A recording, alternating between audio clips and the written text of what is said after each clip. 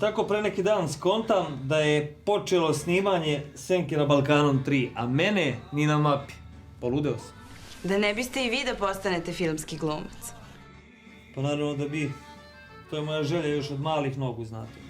Od kad sam prvi Pornić pogledao, međutim, nažalost, nemam ono što traže. Jel? Da, nemam ogromnu vezu. Znači i vi potajno ipak snevate o filmu?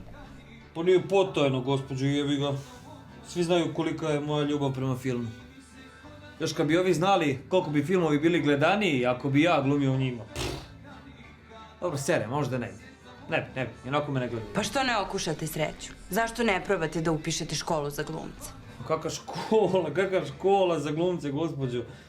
To vreme je odavno prošlo, danas se karijere grade na dve stvari. Na vezama i na sisama. Vi biste, na primjer, bili odlična glumica. Ja? Da, imate jake talente. Neka, sigurnije meni da ovde pišem račune. Šta sigurnije, bre, batalju i to, alo. Kupuj kartu za Ameriku, pravac Los Angeles, pravac Hollywood, Bog da te vidi.